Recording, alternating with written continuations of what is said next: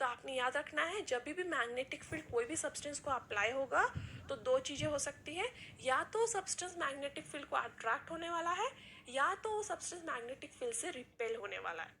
ठीक है, next question है, what is meant by the term paramagnetism and diamagnetism. ये टर्म समझने के लिए आप सॉलिड स्टेट जो मैंने फर्स्ट चैप्टर पढ़ाया है आप उसकी वीडियोस देख सकते हो। और यहाँ पे मैं एक लाइन में सिर्फ एक्सप्लेन करना हो तो ये बोलूँगी कि जो भी मैग्नेटिक फील्ड को अट्रैक्ट होता है वो होता है पैरामैग्नेटिक, और जो भी मैग्नेटिक फील्ड से रिपेल होता है वो होता है डायमैग्नेटिक। ठीक है, तो अब हम देखेंगे मैग्नेटिक प्रॉपर्टीज को ठीक से। सो the compounds of transition metals exhibit magnetic property due to unpaired electrons in their atoms and ions। तो जो डी ब्लॉक एलिमेंट्स होते हैं उनमें अनपेयर्ड इलेक्ट्रॉन्स होते हैं, उनके एटम्स में भी और आयंस में भी, और उसकी वजह से ये मैग्नेटिक प्रॉपर्टीज दिखा पाते हैं। तो आपको पता होगा जिस भी मॉलिक्यूल में या सब्सटेंस में अनपेयर्ड इलेक्ट्रॉन्स होते हैं वो सब्सटेंस पैरामैग्नेटिक या फेरोमैग्नेटिक होते हैं, और ये प्रॉपर्टी ट्रांजिशन एलिमेंट्स में होते हैं क्योंकि उनमें अनपेयर्ड इलेक्ट्रॉन्स हैं। So when a magnetic field is applied, substances which are attracted towards the applied magnetic field are called paramagnetic, while the substances which are repelled are called as diamagnetic। तो आपने दो चार substance रख दिया है और उनमें एक्सटर्नल मैग्नेटिक फील्ड अप्लाई किया। अप्लाई करते ही जो भी सब्सटेंस मैग्नेटिक फील्ड की तरफ मूव करेगा, जो अट्रैक्ट होगा वो होगा पैरामैग्नेटिक, और जो भी मैग्नेटिक फील्ड से दूर जाएगा वो होगा, दैट इज रिपेल करेगा, होगा डायमैग्नेटिक। सब substances are attracted very strongly and they are called as ferromagnetic। ferromagnetic मतलब बहुत ज़्यादा हद तक अट्रैक्ट होना, मतलब बहुत ज़्यादा अट्रैक्ट हो रहा होगा वो सब्सटेंस मैग्नेटिक फील्ड की तरफ, तो हो जाएगा ferromagnetic. Now among transition metals, iron, cobalt and nickel are ferromagnetic substances। ये याद रखना है क्योंकि MCQ के लिए आता है। तो यदि आप ट्रांजिशन मेटल्स की बात करो तो फेरोमैग्नेटिक मतलब सबसे ज़्यादा मैग्नेटिक फील्ड की तरफ अट्रैक्ट होने वाले मेटल्स कौन से हैं, iron, cobalt and nickel, and those are ferromagnetic substances। When magnetic field is applied externally, all unpaired electrons in these elements and their compounds align in the direction of applied magnetic field। Due to this, magnetic susceptibility enhance। तो इस क्या होता है, आप जब भी unpaired electron वाले substance को रखोगे और उसके बाद एक्सटर्नल मैग्नेटिक फील्ड अप्लाई करोगे तो ये सब्सटेंस सारे के सारे उस मैग्नेटिक फील्ड की तरफ अट्रैक्ट होने लगेंगे, और उनके जो भी अनपेयर्ड इलेक्ट्रॉन्स हैं वो उस मैग्नेटिक फील्ड के डायरेक्शन में ही अलाइन हो जाएंगे।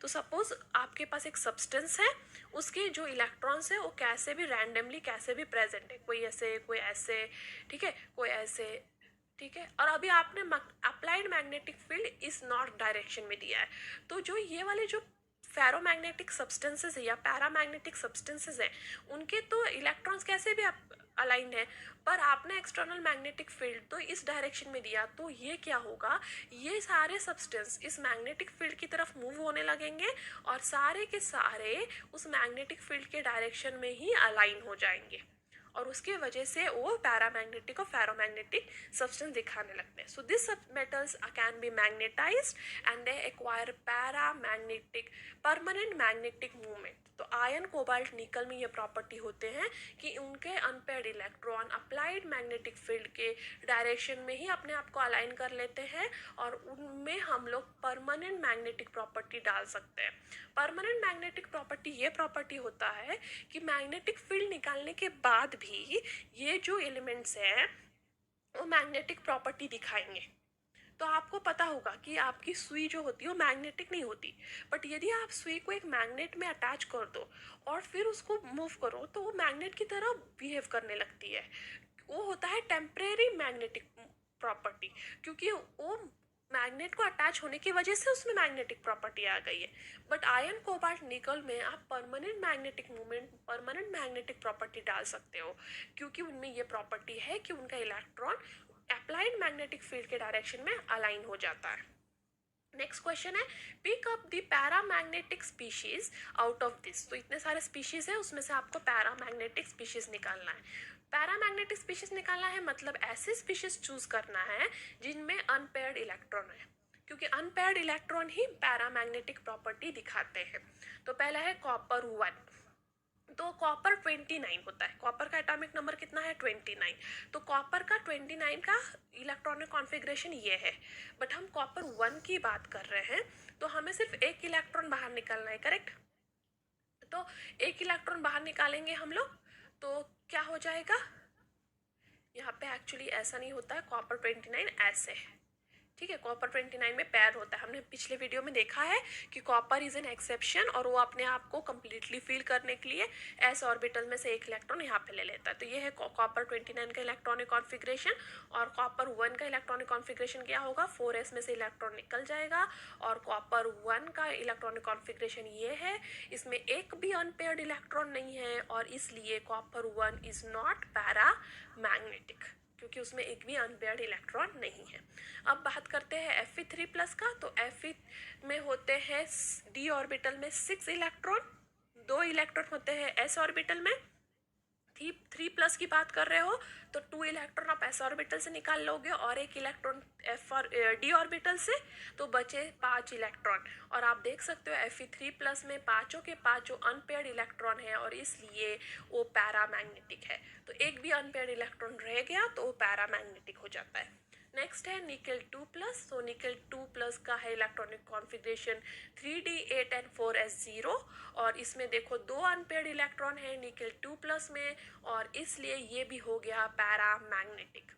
अब बात करते हैं जिंक 2+ की। तो जिंक 2+ का इलेक्ट्रॉनिक कॉन्फ़िगरेशन है 3d10 4s0 और यहाँ पे सारे के सारे पेयर्ड इलेक्ट्रॉन है, एक भी अनपेयर्ड इलेक्ट्रॉन नहीं है और इसलिए जिंक 2 नहीं है पैरामैग्नेटिक, वो है diamagnetic. If all the electrons are paired then they are diamagnetic, if even one electron is unpaired then there is paramagnetic character. Next is cadmium 2+। Cadmium 2+ में भी 4d10 and 5s0 होता है, तो यहाँ पे भी सारे इलेक्ट्रॉन्स पेयर्ड हैं और इसलिए कैडमियम 2+ में भी पैरामैग्नेटिक कैरेक्टर नहीं होता और वो है डाईमैग्नेटिक इन नेचर। अब बात करें Pd2+ में। तो Pd2+ का इलेक्ट्रॉनिक कॉन्फ़िगरेशन है 4d8 and 5s0, तो इसके d ऑर्बिटल में 2 अनपेयर्ड इलेक्ट्रॉन है सिमिलर टू जिंक और इसलिए Pd2+ भी हो गया आपका paramagnetic. So out of this Fe3+ with 5 unpaired electron, Ni2+ with 2 unpaired electron and Pd2+ with 2 unpaired electrons are paramagnetic in nature. अब हम बात करेंगे मैग्नेटिक मूवमेंट की। तो each unpaired electron give rise to small magnetic movement और ये magnetic movement किससे आता है, spin angular momentum and angular orbital angular momentum से। तो सिर्फ ये वर्ड याद रखिए आप, स्पिन एंगुलर मोमेंटम और ऑर्बिटल एंगुलर मोमेंटम को मिलाकर ये अनपेयर्ड इलेक्ट्रॉन क्या दिखाते हैं, स्मॉल मैग्नेटिक मूवमेंट।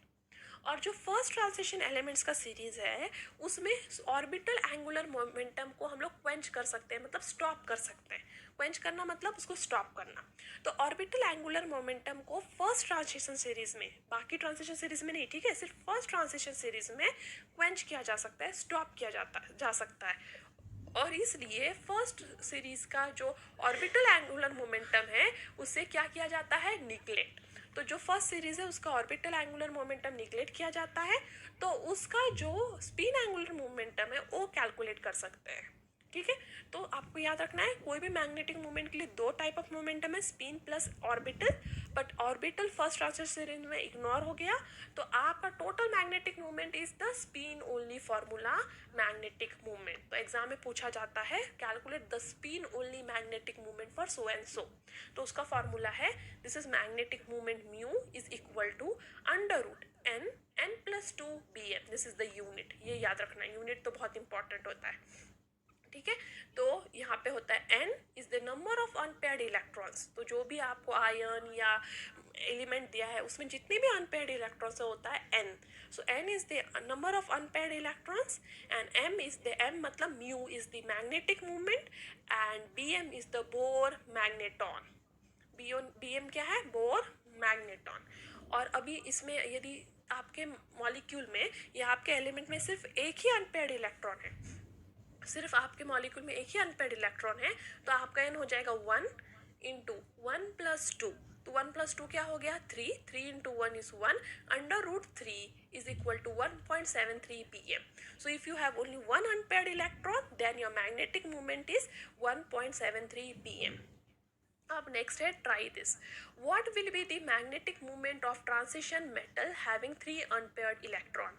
तो अभी आपको क्या दिया हुआ है, n प्रोवाइडेड है, तो यहाँ पे गिवन क्या है, given is n is equal to 3, और आपको कैलकुलेट क्या करना है, आपको कैलकुलेट करना है magnetic movement mu. So this is equal to √n+2, तो n है 3, तो 3 इंटू 3+2 √ फिर इसको सॉल्व करोगे तो 3+2 कितना हो गया, 3+2 हुआ 5 इंटू 3 15, सो √15 इक्वल्स टू 3.88. तो आपका मैग्नेटिक मूवमेंट क्या है, 3.88 bm. Do not forget to write down bm. तो आपके जब भी 3 अनपेयर्ड इलेक्ट्रॉन होगा तो आपका मैग्नेटिक मूवमेंट है 3.88 bm, that is more than 1.73 pm. Next है use your brain power. A metal ion from first transition series have 2 unpaired electron, calculate the magnetic movement. मतलब n कितना है अभी आपका 2, इस केस में n कितना है आपका 2. So the magnetic movement mu is equal to √n+2, that is √2 2 plus 2. So 2 plus 2 is 4 into 2 is 8 √8. So the magnetic moment is 2.83 bm. So magnetic moment for 2 unpaired electron is 2.83 bm. अब ये chart देखो, यहाँ पे है सारे 3+ ion, scandium 3+, titanium 3+, vanadium 3+, chromium 3+, and so on till zinc 2+. Some are 3, some are 2.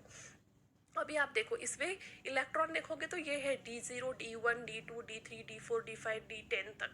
तो ये क्या बेसिकली क्या है, इसमें है 0 अनपेयर्ड इलेक्ट्रॉन, D1 मतलब 1 अनपेयर्ड इलेक्ट्रॉन, 2 मतलब 2 अनपेयर्ड इलेक्ट्रॉन, 3 मतलब 3 अनपेयर्ड इलेक्ट्रॉन, 4 मतलब 4 अनपेयर्ड इलेक्ट्रॉन, D5 मतलब 5 अनपेयर्ड इलेक्ट्रॉन, D6. अब पेयरिंग शुरू हो जाती है, करेक्ट. पांचों भर दिया आपने और एक पेयर कर दिया, तो उसकी वजह से 4 अनपेयर्ड इलेक्ट्रॉन. ठीक है, D7 3 unpaired electron, D8 2 unpaired electron, D9 1 unpaired electron, D10 0 unpaired electron. तो आप 0 से शुरू होकर 0 पे एंड होगे.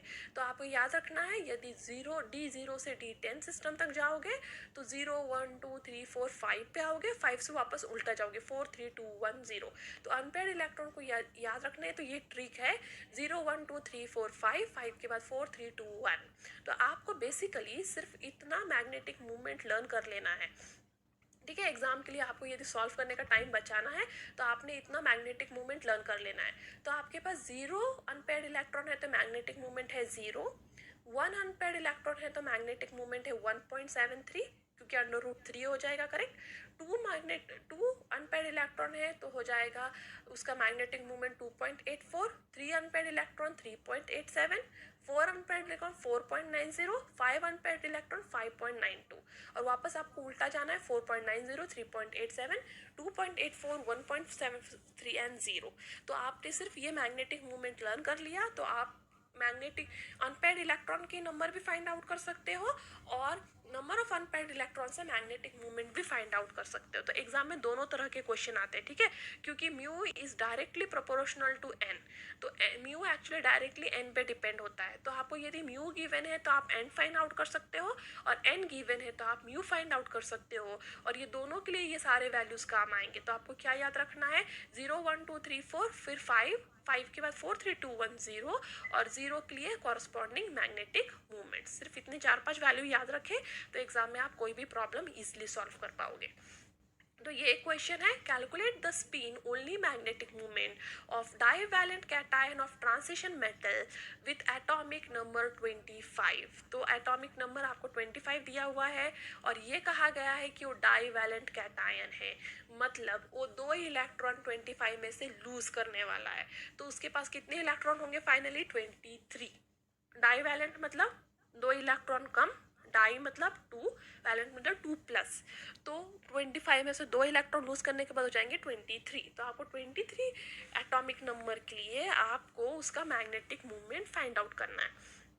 तो 25 electronic configuration of divalent cation, उसका इलेक्ट्रॉनिक कॉन्फ़िगरेशन क्या होगा, AR, और ये हो जाएगा, ये 18 हो गया करेक्ट, फिर 19, 20, 21, 22, 23। मैंने बताया 23 क्यों, क्योंकि आप बात कर रहे हो 2 प्लस कैटायन की, और 2 प्लस कैटायन के लिए आपको 2 इलेक्ट्रॉन इस 25 वाले एलिमेंट से निकालने पड़ेंगे, तभी उस पर 2 पॉजिटिव चार्ज आएगा, और 2 इलेक्ट्रॉन निकालने के बाद उसके पास बचता है सिर्फ 23 इलेक्ट्रॉन। तो आपको इलेक्ट्रॉनिक कॉन्फ़िगरेशन फाइनली सिर्फ 23 इलेक्ट्रॉन के लिए लिखना है, दैट इज AR का क्या हुआ 18, फिर 19, 20, 21, 22, 23। तो 3D में कितने इलेक्ट्रॉन्स हुए, 5 इलेक्ट्रॉन्स, और 4s में 0। तो यहाँ पे कितने अनपेयर्ड इलेक्ट्रॉन्स है, 5 अनपेयर्ड इलेक्ट्रॉन्स, और इसलिए n क्या हो गया 5। तो mu is equal to √n+2, that is 5 × 5+2। तो 5+2 कितना हो गया, अभी देखो 5 अनपेयर्ड इलेक्ट्रॉन की वैल्यू आपने लर्न कर लिया है, वो है 5.92। तो यहाँ पे आप जल्दी से लिख दोगे 5.92, क्योंकि आपने 5 अनपेयर्ड इलेक्ट्रॉन की वैल्यू पहले से लर्न किया हुआ है, तो आपको सॉल्व करने की जरूरत नहीं पड़ेगी। इसलिए मैं कह रही हूँ वो 5 वैल्यूज आप लर्न कर लीजिए।